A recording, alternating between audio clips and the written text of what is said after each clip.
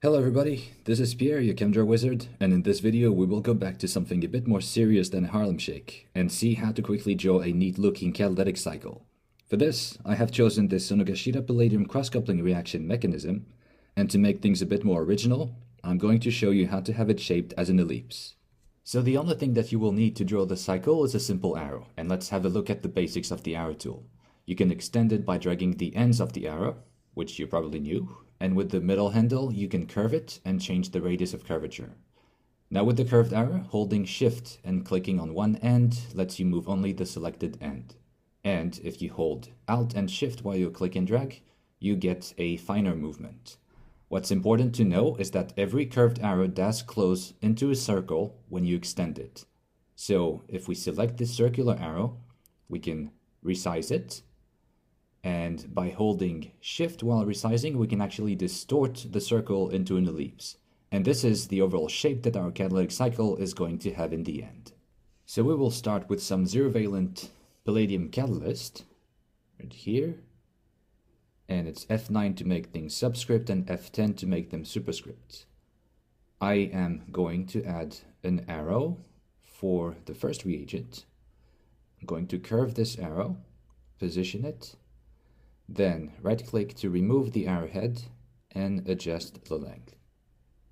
Now I'm adding some bromobenzene for the oxidative addition.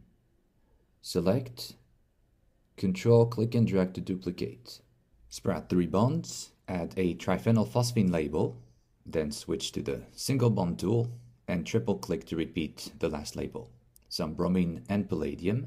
And now here comes the trick. I'm going to duplicate the first arrow with Control, click and drag, and overlay it back on top of the first one, and then drag both ends towards the following reaction intermediate.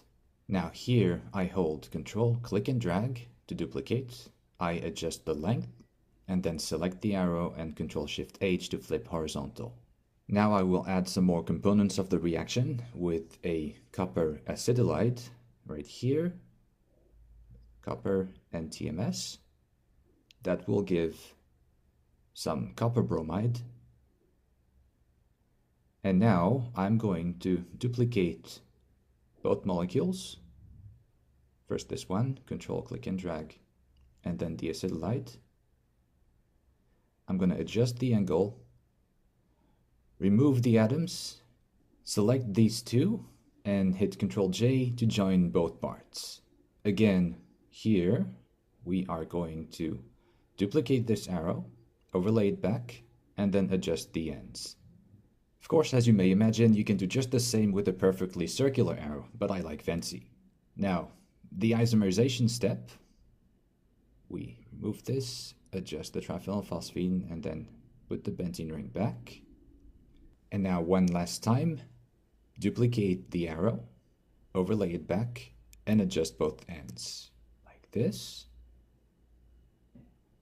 Now one final arrow that I am going to curve, position and adjust the length, and the product of the reaction that I draw by duplicating, adding a triple bond, and some TMS. Et voilà! Who said it was difficult to draw a catalytic cycle in ChemDraw?